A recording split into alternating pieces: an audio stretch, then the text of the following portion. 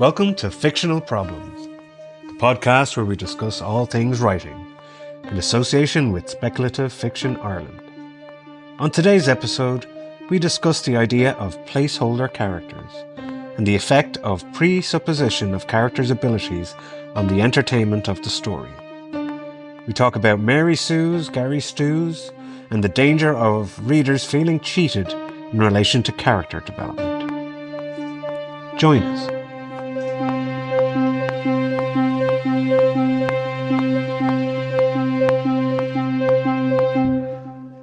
And welcome back to Fictional Problems, the podcast? No, it's not a podcast. That's a totally different thing. The podcast where we discuss all things writing. With myself, Gary J. Martin. And myself, A.R. McNevin. Looking very confused. A podcast. Would that be one of those sex podcasts? Well, it's not this one, anyway. Call me daddy or one of those things. Am I writing that right? If that's what people were expecting, they should. Yeah, you've clicked the wrong button. It's on your other favourites, on the other account that you don't tell people about. Yeah. So, Al, we are going today to talk about, I'm going to hand it over to you to explain the topic of today's conversation. Sure. So, I guess placeholder characters. Yeah. The characters that are there and you don't have to do any work on the character. They're just right. They're just there. That might not be a great explanation, so I'm going to go. I'll an example. The prime example. Sherlock Holmes. If you are reading a Sherlock Holmes novel, or especially an adaptation of Sherlock Holmes, or if you're watching it or whatnot, then in the vast majority of the time, they don't bother showing you how the mystery was solved. All they need to say is Sherlock Holmes figured it out. Yeah, it's like saying a wizard did it. Exactly. It is a device, a massive device which says this person can't figure it out. Whether you gender swap them, whatever you do, he, she, it is the person who just figures it out. Sherlock Holmes famously hated by Sir Arthur Conan Doyle. At the end. It's so much so that he decided to kill him. And then he at the Reichenbach Falls. And then brought him back. Yeah, 7 years later or something like that. After enormous public pressure. Sure. He actually went, oh, all right then. But I guess public pressure those days happens slower because they have penmanship and fact. No, it was fact. It was telegraph. Yeah. So a very slow public pressure. It didn't go viral on the internet. No, it didn't yet. Not yet. But the idea that a good character could say compare Holmes to would be Poirot, and in all of the stories of these, at least I should say all stories that I've read and seen Poirot of Hercule Poirot, you see him going through his process. Yeah. He is said to be a great detective, but it's almost in each story he has to prove he's a great detective. In the adaptations of, say, Holmes, whether it be kind of TV shows like Elementary, or Sherlock. Or the Moffat adaptation, absolutely. Well, the reason why I hesitate for that one is that they started off, like the Moffat's Sherlock is a good example of them starting off saying, look at how he sees things. Yes. So they spent time going, this is how he's figuring them out. Then they abandoned that. And they just went off half-cocked. And they didn't even bother. Like, indeed, one of the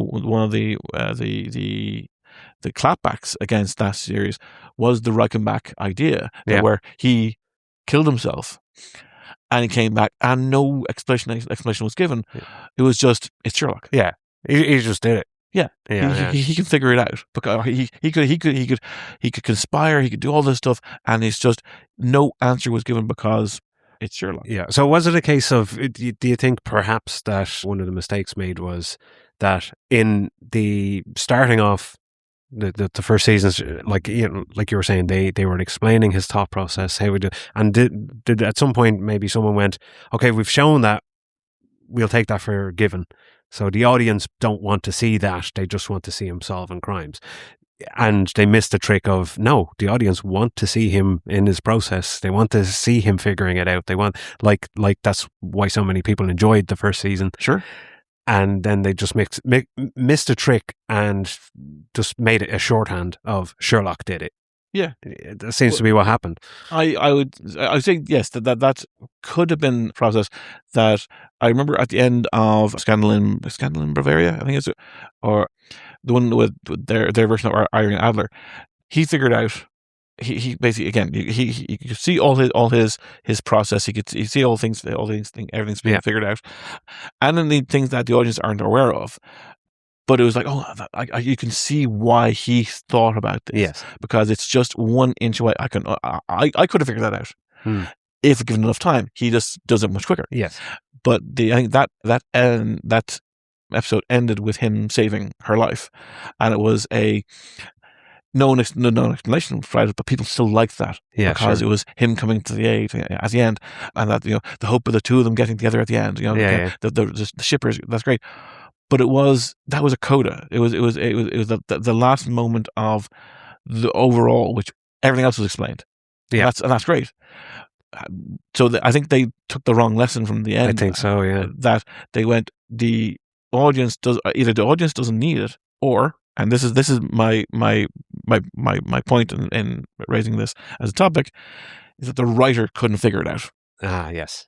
That the writer wanted to go bigger and bigger and bigger. I think I was a fan of Moffat for a very, very long time. His contribution to Doctor Who is some of the best work that's ever been done in that franchise. And his first few seasons of Sherlock are also fantastic. Yeah. But the yearning to get bigger and bigger and bigger, perhaps that was the cause, or that they simply couldn't figure out how to do the mysteries anymore, or they tricked themselves out of it. They go, "This is obvious." Yeah. When that is I'm getting to my conclusion far too quickly. But it was maybe was it a case of maybe they were going, okay, well, if we shorten this particular amount of if we shorten this explanation or that explanation of him actually doing the things, which is why people are tuning in, then we can spend more time on the relationship between Holmes and Watson, or a relationship between... Sure, and there was a lot of relationship stuff that was thrown in, absolutely. That character development beyond Sherlock's solving the crime. Which is not what the... Well, things, it is not necessarily not what the audience wants. Yeah. Because, say, Elementary, that TV show went on for several seasons. Actually, all you need to do is watch the first episode of that, where Sherlock comes in and figures out there's a safe room because of the weight of the floor. Yeah. And drops a marble, and you go, okay, that makes sense. Yeah. They almost never do that again. Yes. And it is almost poetic. And I think I'm not opposed to the poetic character, because then you have a show like High Potential. Which is about a high potential mother of 3 who starts working for the police force, or the PD, but she then explains everything she's doing. She's well, this is because of this, and she's figuring it out, and because she is the average Joe, and because she's figuring it out, it's the audience is being taken along with it in a far better way. Yeah. I was going to make a childish analogy. Of course you were. Of course I was. But I was going to say, like, now, and there's other reasons for this, but say Saturday morning cartoons, He-Man, you see He-Man or Adam transform to He-Man in one episode, but they did that every episode. Sure. Now you could go, they were saving animation cost to just repeat the same sequence, but everyone wanted to see Adam change into He-Man in the episode. Yes. As opposed to He-Man just showing up. Sure. And starting to throw his weight around and to beat Skeletor. Yeah, indeed, you could say, want to see that change. Yeah, and indeed, you could say that things like in the original Battlestar Galactica or in Buck Rogers, they only had so many shots of fighters shooting at one another. Yes. So they cut them up, and so you knew what was going to happen. Indeed, you had seen all the shots before, maybe not in that order. Yeah. And it's like, but you wanted to see those shots in every episode. You didn't want them to go, oh yeah, there's a fight off screen. Yes, exactly. And indeed, I think back in the day, so you couldn't rewatch the episode. Yeah, you could only watch it one time. Yeah, so you're not going unless you record it to read. Exactly. So it was. So there's these. I don't know how that connects. But I know. I was getting back to like the fact that the writers, the many writers probably on He-Man, you know, one of which was J. Michael Straczynski. okay, but they knew to keep that transformation of Adam to He-Man in every episode, Sure. as opposed to just, like I said, cutting that to add more development on He-Man's character. And I know it was a cartoon, but if you could translate that back to Sherlock, it's a case of the writers should have kept him figuring things out. Yes, as a more central part of the show. I guess is what. Yeah, I see what the connection you made, because one was a standalone static part, and the other one is quite hard and dynamic. Sure. Remember, because if the writers remember to do one thing, right, let's have the scene in. The writers remembering to try and figure these detective stories out, that can be hard. Yeah, it's not just copy paste. Yeah, so you have the potential in, say, because all stories are ultimately mysteries. Yeah. So when you have this character of and the things, when I mentioned this as a kind of the placeholder character, I also mentioned the sympathy for the devil, the idea of as having the devil character, is like whenever they encounter, say you're writing fantasy or science fiction, and you have certain elements, certain archetypes being brought in, you expect them to be a certain way. Yeah, and just because they're the devil, or just because they're Sherlock, or just because they have a name, then there's an assumption. It's similar to, like we talked before, about the idea of a vampire. There's a certain expectation of what that thing can do. If someone is actually the devil, then yes, they're going to have powers, and they're going to be sneaky. They're going to exactly. And they're going to be trick people into getting their souls, sort of thing. They may have people for that. They got a guy for that. Yeah, but there'll be a mastermind element. There'll be a trickster element to them. You'll have things that you can presuppose. Yes, and the Sherlock character, in my mind, presupposes too much. And what you can see in other writing is people establishing their characters to the point of, this person is the best general, or the best fighter, or the best. So she's not like other girls. She isn't. She can do this and she can do that. Which the thing is, they can, whether it be she, he, it doesn't matter. They all it's a gender neutral situation. But then they stop writing what the person is doing. Yeah. They establish it and go, that's all I need to do. Oh, they walked into a fight, they won. Sorry, what? Yeah. No, I want to see the fight. And the reason why Sherlock is a good example of this is that he is a character who does show, or has the capacity to do it, so we know he's going to figure it out. Yeah. But we want to see show his work. Show the workings. So it's the taking for granted of the individual or the character's skills that we're talking about. Exactly.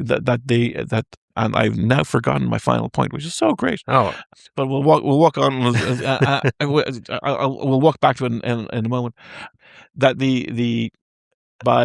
by entering these characters into your narrative, or by developing those characters, they take up a lot of room. Yeah, they take up a lot of focus, and then you ignore what you want them to have in the first place.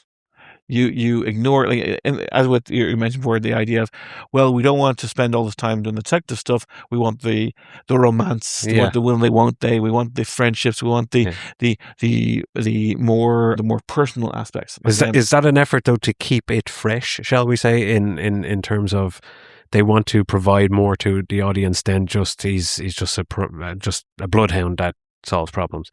They want to.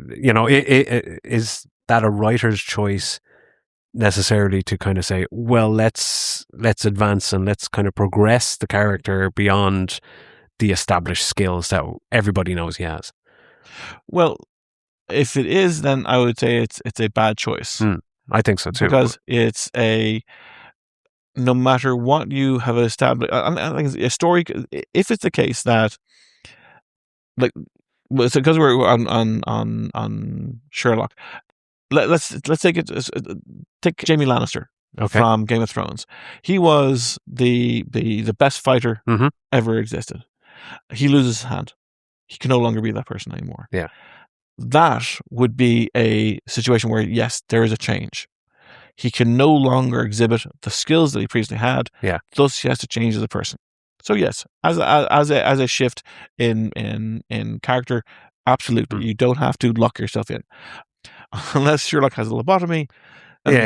He's still going to be Sherlock. Now they do throw some kind of, he's obsessive about this, and he has and his opium addiction, his substance abuses. Yes, so there is some characterized elements that we throw in limitations. Yeah, but when needed, he snaps into place. Yeah, it's almost like we're filling some pages. Don't worry, by the end of it, he'll figure it out. He's still Sherlock, everyone. Stay tuned. Exactly. And I think that statement there, he's still Sherlock. He's still that person. He's still the guy who's going to figure it out. And indeed, when you have, especially the later series, where you have the sister who is even smarter than him, then and kind of is smarter than Mycroft, and it's like, it's what? No, this you. You can't, and again, this is not gendered. They could have a younger brother that's smarter than them. There is you've spent all this time going, this person is the smartest person, and we've demonstrated. Yeah. Even time and time again. Even if we take your point of, well, we established in the first 2 seasons how he does things. Yeah. And let's say that's okay, that for another 2 seasons we don't bother doing that. At no point do they then bother to show the explanation of how the sibling does their thing. So it becomes magical. Yes. Yeah. Exactly. It becomes just a thing to be done. It's like, oh, that character read the script. Exactly. Yes. The oft use why does this character do this way? Because they read the script. Yeah. Why are they acting in this way? Because they read the script. They read it right to the end and go, oh, I know everything about everything. Exactly. That's great. Yeah. So there is it's a cheat. It is, and I think that is not, it wasn't my final point, but it is an excellent encapsulation of what we're talking about here. That you basically, whether it be because essentially Sherlock in this regard is a Mary Sue. Yeah. But if they're used correctly, then actually, I think the male version, not that this is relevant at all, but I've heard it being referred to as a Gary Stew. A Gary Stew. A Mary Stew being the female, unbeatable, whatever, brilliant at everything, and a Gary Stew being the male version. Not that it matters. Again, this is not gender specific. Yeah, exactly. It's just the character who is empowered to the point. Now, and as I said, that whether it be Poirot or whether it be, because this is never said about Poirot, that it's like, oh, it's because he's Poirot. Indeed, in the stories, when he is, oh, but you are the greatest detective, and he's like, I figure things out. Yes. And he has, and again, he has an obsession, and he has all this stuff, and that there's a wonderful aspects to that character where he is obsessed with getting things right. Yeah. Like I recently rewatched demonstrates obsessive compulsive disorder. He does indeed, yes. Yeah. But I recently rewatched Murder on the Orient Express, the Kenneth Branagh version of it, which is lovely. It's fantastic, and the staging of it and everything, and indeed he's conflicting with his own sense of justice. That yes, a murder happens, someone must be held responsible for it. So either he adds to a lie, or he lets everyone go, or he basically gets everyone arrested. Yeah. And he doesn't want to do that because there's, as at one point he says, there's no murders here, there's only victims. Yeah. So I have a vague recollection of the Peter Ustinov version of it. So because I haven't read the original, but the Ustinov version, he only figures it out afterwards. Oh, okay. So that moral dilemma doesn't exist in that version of the character. Because I think that's convenient. What do you mean? Well, insofar as in that version, Poirot stays, he doesn't have to make that decision. So he's untouched by maybe making one of those calls one way or the other, which conflicts with his own sense of justice. No, but he can't do anything about it. In the Ustinov version, he is failed. Okay, yeah, sorry. I haven't seen it either. No, but because he hasn't figured it out, he's failed. Okay, yeah. So yeah, the fair. question is that Pro has figured it out.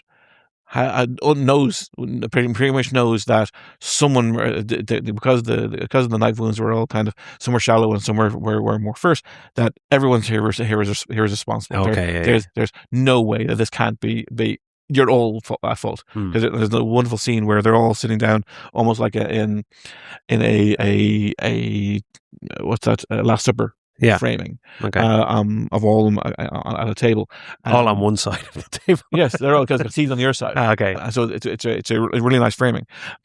As he goes through everyone, because this is you are the governess, you are the sister, you are the aunt, you are this, and he lists them all off. But in the USAF version, he, again, if memory serves, because he didn't figure it out, he's the greatest detective and he fails. Yeah. Okay. So it is perhaps, because I don't know which is in better mind, but in both senses, you have a character who has an ability that is about detection. Yes. It's not just waving a wand and going, "I've figured it all out." Yeah. And it's these. But to your point about it being cheating, that it is you. And this, because you can establish a character and go, this person is the Mary Sue or the Mary Stew or the Gary Sue. Which way was it? All good. All works. And it doesn't matter. In this case, it doesn't matter the gender. They are basically given an ability that no one else that defeats the story. Yeah. And that I think is the thing, that they hold within themselves the absolute ability to figure shit out, or to be right at the end. Yeah. I'll reference one of my own characters in this as a kind of because I'm wonderful and awesome. In Parliament Crow, one of the characters is Jacob Crow, and he has an ability referred to as the legacy, which is basically when his father died, he got the memories of his father and every antecedent person. Yeah. And as a friend of mine said when I told him this, he said, "You mean that he has a memory of shagging every member of his family?" It's like, shut the fuck up. And unfortunately, that's true. And it's like the idea of that's going to mess you up. Oh, absolutely. Put a plastic bag, or put a bag over your head. We must shag only once. But because they are a family of monster hunters, every monster they ever encountered, he has a massive insight. Yes, but it's not absolute. It's still a single person observation of the world that so his great grandfather encountered the Migo. He has an edge, but he doesn't have the answers. Yeah. Yes, and so this means that he is incredibly valuable as a resource, as a knowledge resource. Yeah, but he's not always right. And indeed, that's when the character comes in. The idea of there's all these other people in the world who are searching and hunting for monsters and trying to defeat the monsters and trying to think, but why aren't they all together? Because they're not, because personalities. Yeah. Also, the delicious thing about not all memories are going to be 100% accurate. Oh, sorry. They do fade over time, absolutely. Yeah. But there is a case that I do grant a degree of certitude. Okay. Because given that, I would absolutely agree that in almost every other thing I do, which has memory involved with that, memory is a poor. Yeah, but this is a supernatural memory, so it's more, I presume, in line with what's stored in the brain rather than what the person could recall at the time of their death. No, it is supernatural. So that's what I mean. Yeah, so the brain of the individual still has all these memories stored, and that's what gets passed on. Is it? Yeah. No. So okay. So a little bit more in story. So he essentially disappears in 1920s. Yeah. He's already had a child, but when he disappeared, so they disappeared. The memory didn't get passed on. Yeah. To his son. Then his son had another son. His son is now 30 years old in present day. That's Jeremy. And then Jacob comes back. He appears out of a portal 80 years later, essentially. Yeah. And he has lost the memory as well. But he has recollection of every memory that he pulled down, essentially, from the collective. Yeah. So in the course of his life, he investigated X, Y, Z. So there is 10, 20 generations of memories going back that when he had access to it, he could trawl through and go, oh, Uncle Jebediah did this, great grandfather Jebediah encountered these guys before. This is how you kill them. Yeah. But if he never previously had that encounter, he wouldn't have pulled down that memory. So in a sort of cloud kind of way, that all these memories exist on the cloud, and only those ones that he had access to previous to does he have recall of. So he still has some recall, but it's only for those missions. Yeah. And actually, the reason why this kind of came up in my head is that I'm working on I'm diving back into Parliament at some point in the near future once I have certain things finished, and the third book ends where I thought the first season was going to end. Yes. And I've planned out 5 seasons, so I've got a lot of fucking work ahead of me. Yes, indeed. So all that's in my future. But the idea is that while inside the story, he is seen as the great investigator, the great mythos investigator. He can figure all this stuff out. He's great. Yeah. Well, he can't. Yeah, and the reader sees his limitations. So, and he sees his process. Going, okay, well, granddad did this, and great granddad did this, and great granddad. So that's where the information was coming from. But it also means that he has to deal with the personalities of all these people going back. And all their other memories and all their other exploits and attitudes, etc., etc. So yeah, it's a case of like you were trying and you succeed in not cheating the reader. Essentially, that a wizard did it. Well, essentially, yeah, and that's essentially what so he has essentially magical powers. So the idea of him, because I could have just went, he has full knowledge. Total recall. Exactly. He has ultimate memory of everything that's gone before. Like when I wrote it originally, I hadn't read Dune. So when you have the Bene Gesserits in that, they do the same thing. Okay. Keepers of when and that's why Aaliyah is the abomination, because she gets to get all those memories while she's in utero. Yeah. So when she wakes up, she's preborn. I think is the term that they use. But that is supernatural. That's a cheat. Yeah. They are giving her access to every fucking memory of every person, unearned necessarily. Yes. So there is but the thing is, it is a cheat in a way, but they mute it by making her a villain. Okay. If you haven't read the books, if you watch the movies, you haven't read the books. Yeah. So different things. So the idea of when you're building the character, when you're building your characters, there is if you've made the promise of this is what this character is, this is what the character does, then going to full 100% is unwise, in my humble opinion, and sticks you in a corner. Because if it's successful and if it's well liked, then this is great. This is, the greatest sword fighter ever, the greatest detective wherever, the greatest car driver, whatever. Yeah. Then if in the next book they don't get into the car, they don't pick up a sword, they don't show you their workings of how to figure out this stuff. Then it's like, where was it? Yeah, because I know in Night of Gelgara, for example, Rosalind is established as a particularly competent fighter. Yeah, like she's a trained knight. She has been training her entire life. Yes. But it's kind of measured by her inexperience, and naivety in some regards, like her lack of actual combat. Not complete lack of actual combat, but like when she's thrown into the thick of it in the story, she's demonstrating like that she doesn't know everything. Yes. But however skilled that she is, she doesn't know it all, and she still needs to learn. Yeah. And experience. And that establishment means that there is a path for her to travel with, and the audience gets to travel with her. That we don't know how good. Things she may become the best there ever, but we don't. But she's not there yet, and we get to see her grow and develop and have her pitfalls, and maybe it's the point where she whether she loses a hand, for example, or she puts down the sword, or whatever is that she at some point may never become that greatest ever. Yeah. It is still something could interrupt that. Yeah, it's still striving. It's still a path going forward. So you're in one sense, you're also not emptying the option box for later.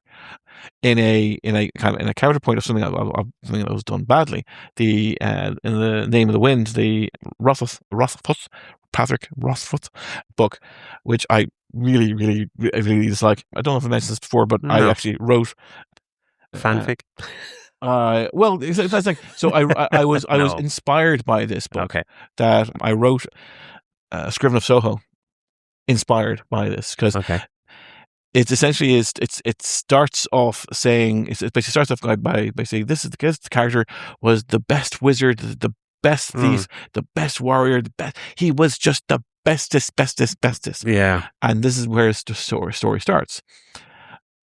But so rather than in the case of Rosalind, you hope that she's going to get there. You're willing her to get, and that willing to get there is a far more powerful connection to that person, because if you connect that with that character and go, I want them to do well, then I'm with them on this. You embrace their successes, and you suffer their defeats. If you have someone like, hey, this guy's going to be the best, then you're like, okay, don't need my support. Then every step along the way is like, okay, every success, of course. Yeah. He's the best. Yeah, it's taken for granted again. Yeah. And this is just an expression of the best. Oh, he fails. Okay, but we know that it's only a temporary setback, because we already know he's the bestest. Yeah. I think there was I've seen videos, we won't get in too much into the whole aspect of Shad. And the Shadow of the Conqueror novel that I haven't read it, but you don't want to. I've seen enough reviews and things like that to say, like, that's a character that starts off at the best of everything and wins every fight because he's just so star-spangled awesome and just can't fail at anything ever. And that's the actual least concerning elements of his character. Well, yes, but you've nowhere to go with that, like you were saying. Yeah, and indeed, he's there was ways for him to write that story without that element. Now, so anyone who's read this stuff is keenly aware that there is a lot of incredibly, and not just bad, but not just problematic, but incredibly toxic elements in that book. Yeah, that there is a metric ton of essay, and it's not even phrased as being bad. Yeah, that becoming justified, I think, at one point. Yeah. Well, the justification is being a mother is the best thing ever. So how you get to being a mother doesn't matter. This guy is just messed up. That's why I didn't want to get in. I just well, absolutely. But I guess it was invoked, so let's push that aside, because this guy is fucked up, and there's very, very rarely would I recommend against something, but this is something I'd recommend against. Yeah. But he could have written that book, ignoring that part, as saying this is the conqueror. He is the economic genius that he is, the magical genius is, the warriors and the next person that instead of him basically being reversed in age from an 8-year-old to an 18-year-old, reverse in experience. No. You make him a clone.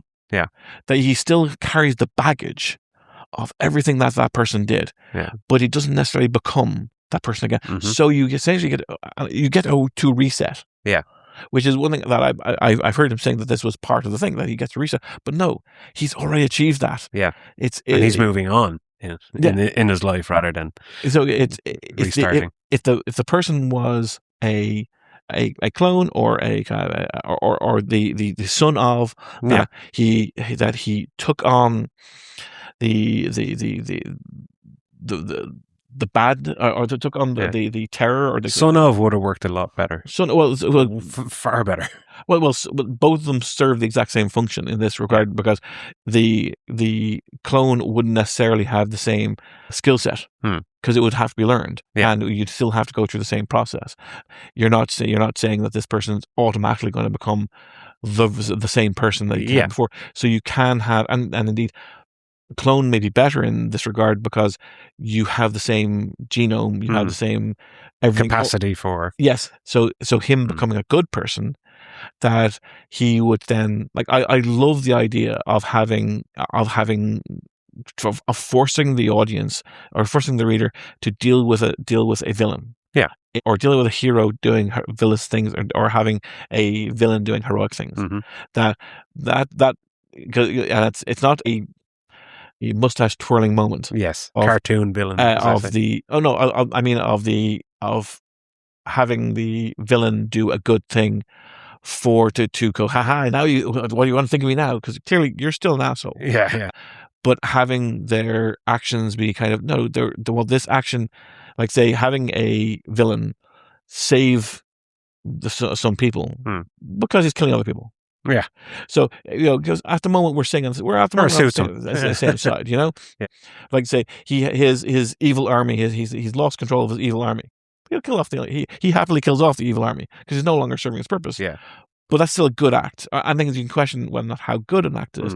That idea of forcing the audience to go, I really like this hero who just fucking committed murder. Yeah.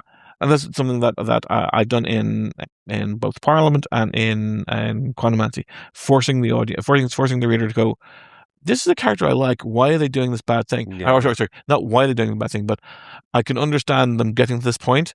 I now have to deal with coming out the other side going, do I still like them?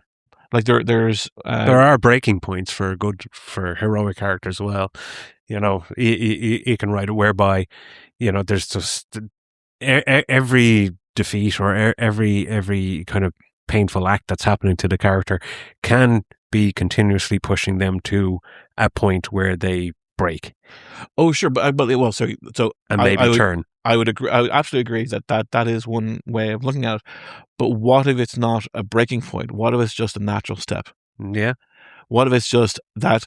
So kind of the breaking point does imply that they're a different person today than they were yesterday. Yeah. What if they're the exact same person? Yeah. Like the trolley problem. The trolley problem is a wonderful problem that I love throwing out the idea of, if you do nothing, one person dies. Or so 3 people die. If you do something, one person dies. Yeah. And then you have to question, okay, well, you won't throw the handle for it to stop 3 people dying, or to essentially kill one person, but what if it's 5? Or 20.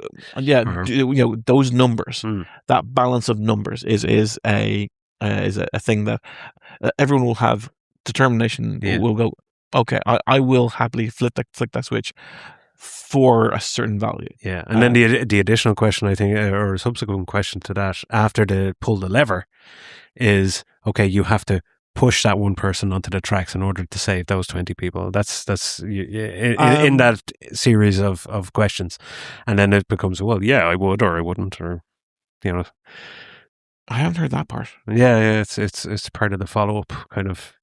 The initial question is the trolley problem. Say 20 people on the tracks there, one person on the track. If you pull a lever, it goes and kills the one person rather than the 20. And whoever answers. And if they answer in the affirmative, oh yeah, absolutely pull the lever, kill the one person, save the 20. Then they go, further investigation into the psychology is, right, now it's not a lever. Now you have to actually push the person in order to save the 20. Okay. I don't see much in the difference.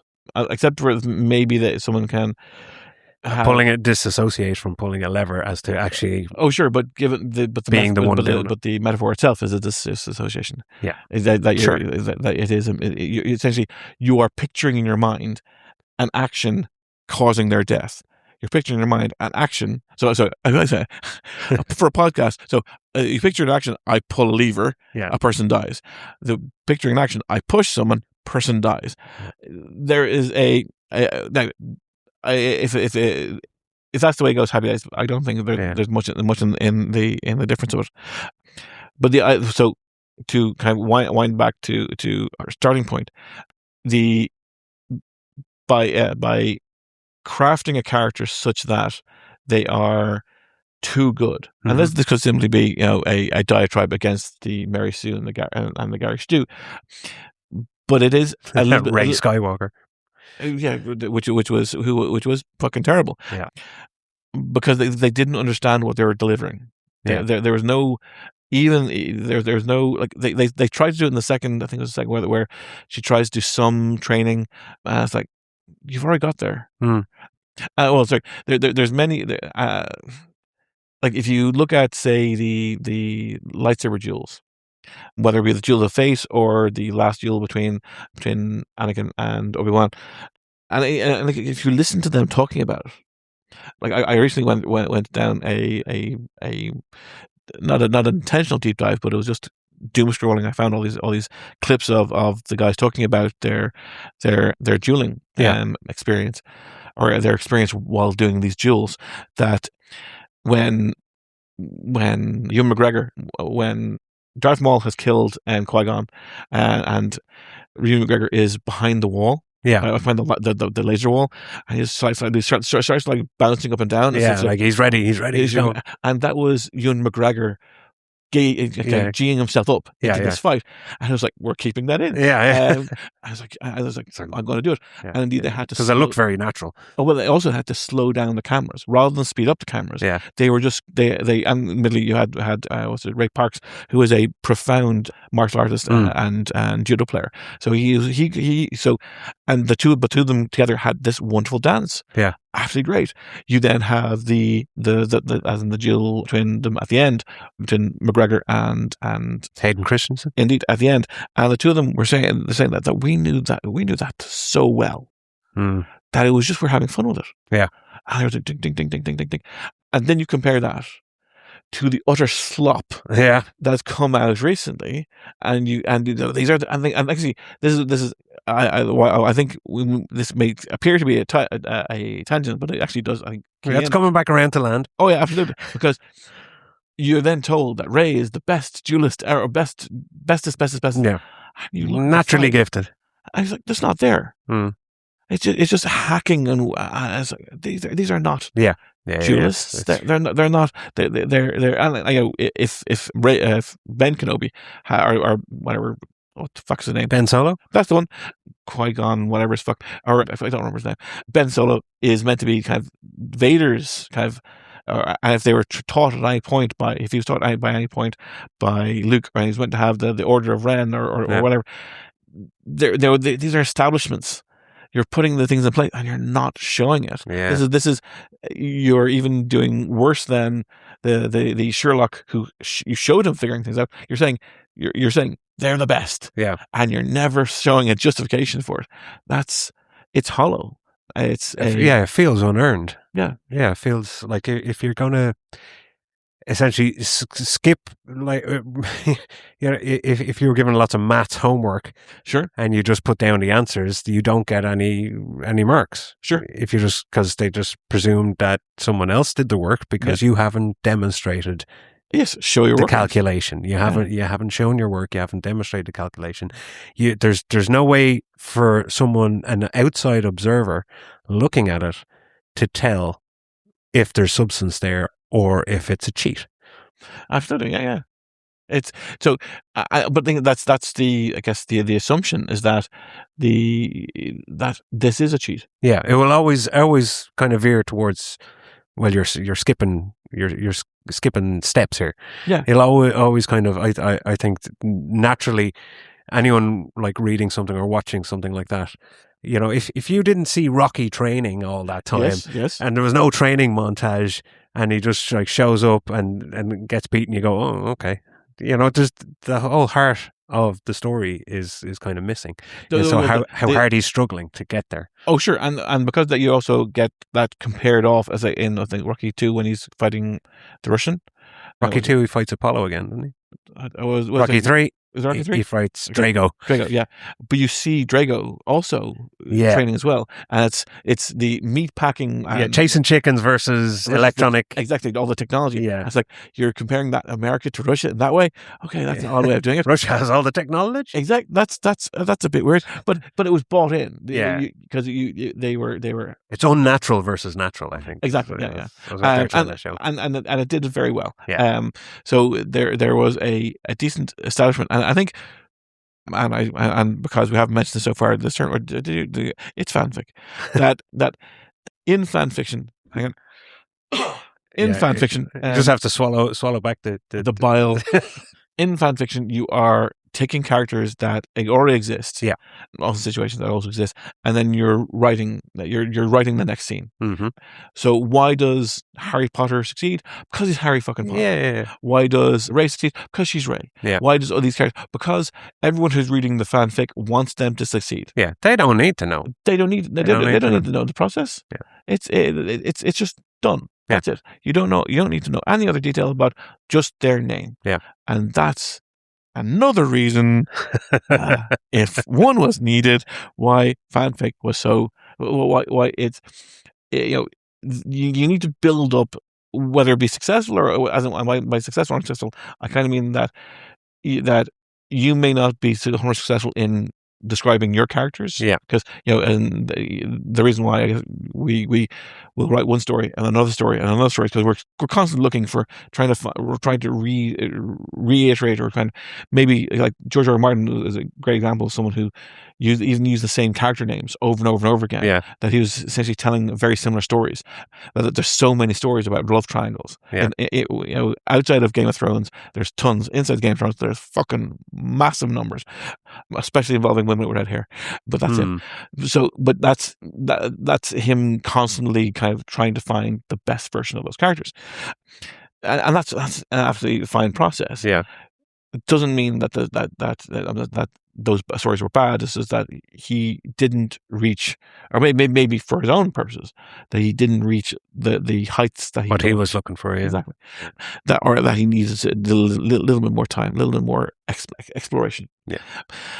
And that's where your fan fiction folk fail, and that's alliteration, and that's fan fiction folk fail. Fan fiction folk fail. Another reason why they fail. It's because they're not looking to create works. Yeah. They're looking to. It's. I've been struggling trying to find a good metaphor for this. That if they're not trying to create stories, they're trying to create TikToks. As in, you might talk to someone about, I saw this great TikTok. You might send them, this is a great TikTok. And it'll be a single joke. It'll be like a skit. But it won't have any lasting or meaningful impression or impact on your life going forward, or change your perspective on the world or people around you, or give you a deeper understanding of humanity, or any things like that fiction literature can do. Well, and that's one would hope. And that, I guess, brings us back to kind of the idea of talent, which we may get back to again in another episode. Yeah. That we claim, or at least that I will certainly claim, that I'm very good at what I do. And I would say that you're very good at what you do. That it is that and this is just like an exploration of a single character, that it is by being mindful of that we are aware to create better. Yes. That it's not just something that we can just go, second. Striving to add. Daring to add. Yes. Hoping, daring. Daring to be to add something to the world greater than something that's just forgotten. Forgotten tomorrow. Yeah, I mean, you can paddle around in the shallow end of a pool and be happy all your life. Sure, and then this is. If you don't get into the ocean and dive down, you're not going to see much. Sure, and I've said before that I doom scroll, so I go through videos, all the way down. There's nothing wrong with dogs and babies. Not dogs eating babies. No. Dogs and babies. There are dogs and toddlers, and they're just seeing that interaction. It's like cat videos, as they say. Awesome cat videos. Yeah, that's fine, and that's grand, and that does have an impact on you, or you can have an impact from that. But I would hope, and perhaps I'm being too self-centered in this, that I would hope that the work that we do would touch people, would, as we were talking about, the idea of entertaining, touching, provoking, questioning, all these things that we could do. Yep. And we will leave it there for this particular episode of Fictional Problems. We have so much more to talk about, and so many more episodes to go, I presume. Who can say? I mean, our listener is very keen. They Hi, Bob. Bob tunes in every episode. Thanks very much. But yeah, we will leave it there for today, and we will talk to you all, or literally talk to you all. Yes, talk at you. And at some later time. Thanks for listening. Keep watching the sky.